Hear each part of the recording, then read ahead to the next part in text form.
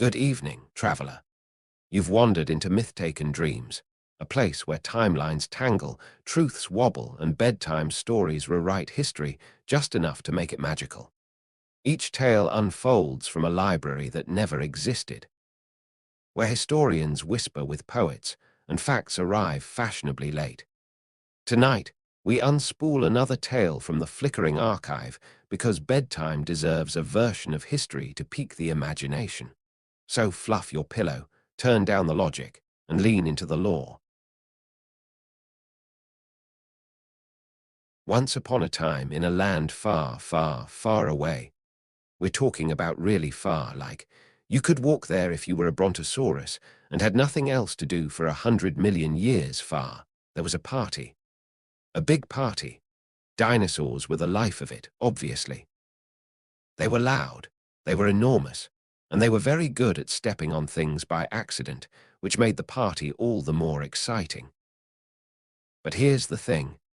Dinosaurs were really good at parties. So good, in fact, that they forgot about something very important, a little thing called balance. It's like that one friend who brings all the snacks but forgets to bring anything healthy, and soon enough, everyone's got a stomach ache and someone's crying in the corner. But dinosaurs weren't crying. They were stomping and eating, and, well, they were a bit too big to care. Now, everything was going along fine until one day something happened. It was a thing so enormous, so spectacularly massive, that you could almost hear it in your bones even if you lived 1,000 miles away. This was not a whoops, I dropped the spoon kind of event. This was, did someone just throw a whole mountain at us kind of event. You see, an asteroid, yes, a giant rock from space, had decided that it was really fed up with all the noise and stomping. It was, as it turned out, rather tired of being ignored by the dinosaurs, who were too busy being gigantic and eating everything in sight to notice it. So this asteroid, which had been lingering in the cosmos for eons, casually decided to change its trajectory and bap. It plummeted straight into Earth like it had a very important appointment to keep. Now, this asteroid wasn't any old rock. Oh no, it was a big one, about the size of a mountain. It hit Earth with all the subtlety of a drunk dragon crashing into a tea party. There was fire, there was smoke, and there was so much dust that it literally blocked out the sun. Imagine trying to have a barbecue on a beach, and then someone dumps a bucket of flour in your face. Except the flour is dust, and it's the size of entire countries. Everything went dark. The sky was filled with more dust than a magic shop after a confetti explosion.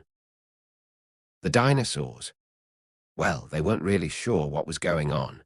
They might have noticed the darkness, or the sudden coldness, or the fact that all the trees were suddenly very crispy and no longer edible. But they didn't have time to think about it because, well, they were too busy being really big. And being really big means you're probably not good at surviving when the world changes that fast. Some of the dinosaurs, though, thought it was all just a bit of an inconvenience. Oh, a little dark for a few days. No biggie. Just a bit of weather, you know. But after a few weeks of endless darkness, cold, and not enough food, they started to realize that maybe they'd been a bit too casual about their whole existence up until that point. Meanwhile, a tiny group of creatures, let's call them the small, scrappy survivors, were much less fussed. These were the mammals, the little guys who were, for the most part, scurrying about in the shadows and trying not to get stepped on. They weren't particularly big or loud or good at throwing parties, but they were good at adapting.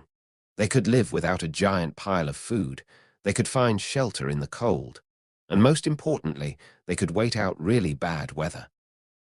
And wait, they did.